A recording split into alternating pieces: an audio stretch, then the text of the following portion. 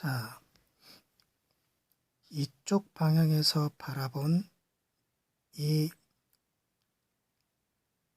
T바 앵글의 모양을 좀 보겠습니다. 천안함 이 한미 쪽 절단면을 모두 새로 보존 처리한다면서 시커멓게 변조를 하기 전에 이 부분에 대한 사진은 이 사진만이 가장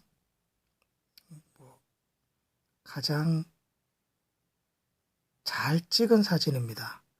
그것도 여길 찍으려고 찍은 게 아니라 이곳을 찍으려다가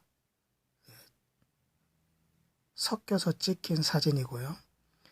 이 사진을 찍으러 갔을 때나 그 이후 그 이전에도 설마 여기가 부식 상태, 균열 상태로 인한 누수가 일어나서 부식이 되었으리라고는 생각을 못했었기 때문에 나중에야 알게 된 그런 부분입니다.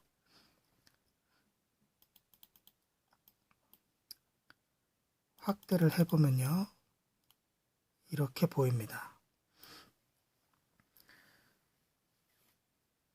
이 부분의 절단면은 지금 이 부분이나 이 부분이나 이 부분처럼 비교적 깨끗하게 표면이 넓고 깨끗하게 떨어져 나가야 됩니다. 이 부분이나 이 부분이나 이 부분, 이 부분 이렇게. 그런데 이쪽만큼은 좀 다른, 옆에서 봐서 날카롭게 보이지만 일정한 두께는 아직 있습니다. 하지만 옆 표면을 보면 이런 형식으로 좀 비정상적으로 녹이 깊게 패여 있는 것을 육안으로도 확인할 수 있습니다.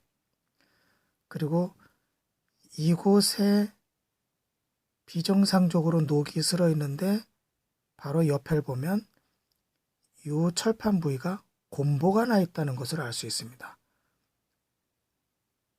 이 방청 도료, 녹슬지 말라고 칠해놓은 이 갈색 도료 밑에 철판에 얇은 막, 그것을 뚫고 녹이 슬어 있는데 곰보처럼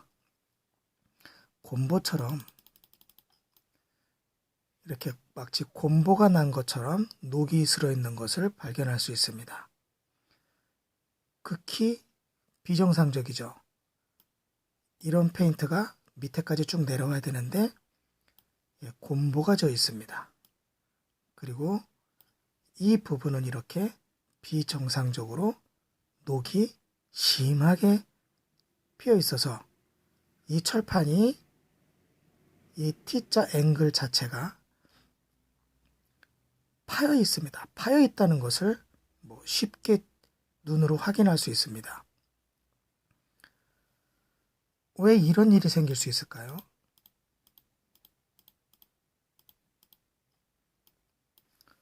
녹이 피어 있는다면 아래쪽 바닥, 이런 옆에 피어 있는 것은 어느 정도 이제 물이 고여 있었다면 물이 계속 1년, 2년 출렁거리면서 이 바닥 쪽에 녹이 피어 있는 건 이해가 된다고 해도 왜 앵글의 옆부분이 이렇게 녹이 피어 있을 수가 있느냐.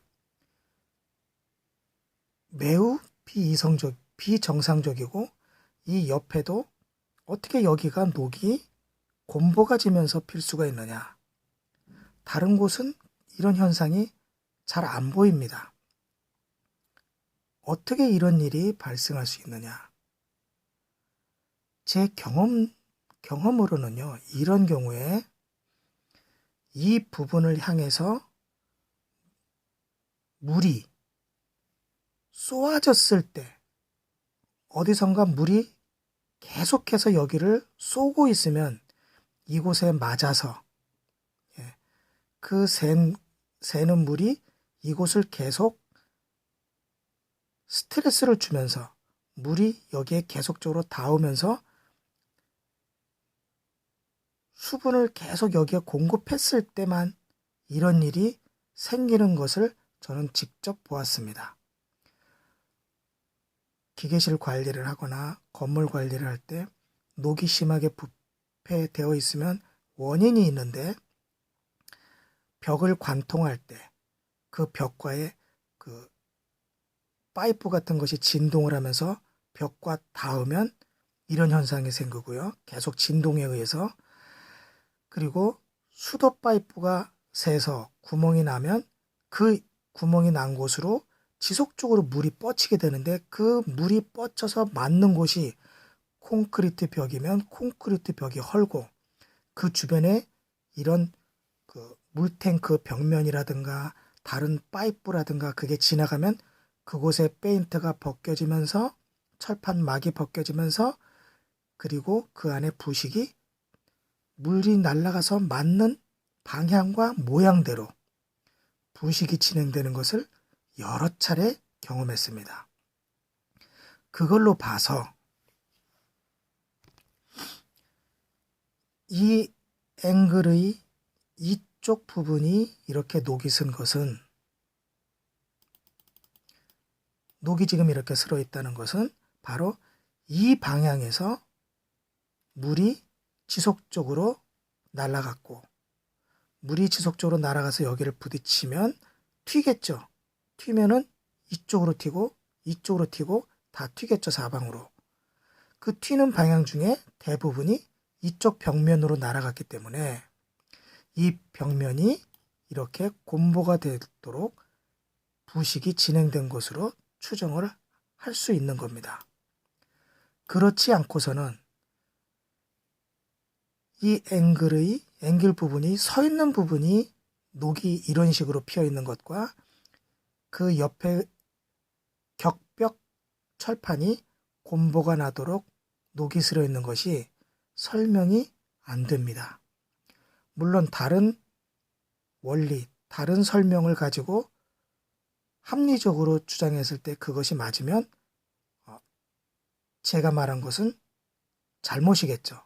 하지만 누군가가 더 합리적인 어떤 녹이 쓴 이유를 제시하지 못한다면 이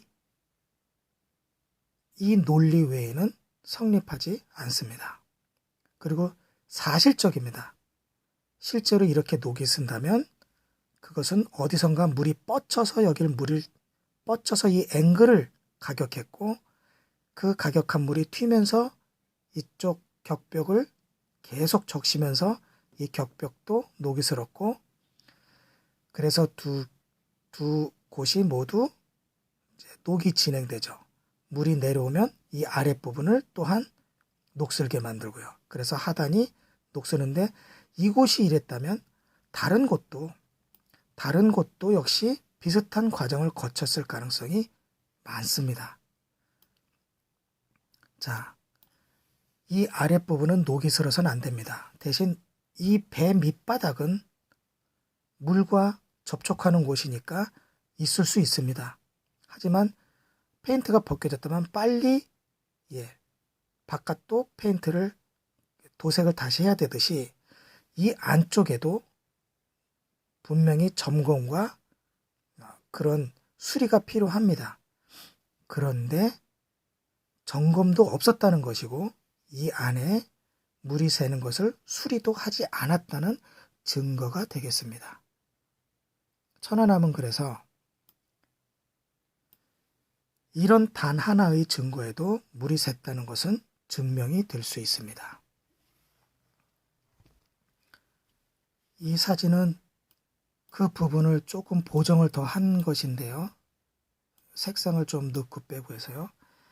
좀 강하게 색을 넣어보니 좀 더 이 부분만이 이제 녹이 앵글의 표면을 갉아먹고 들어갔다는 느낌이 납니다.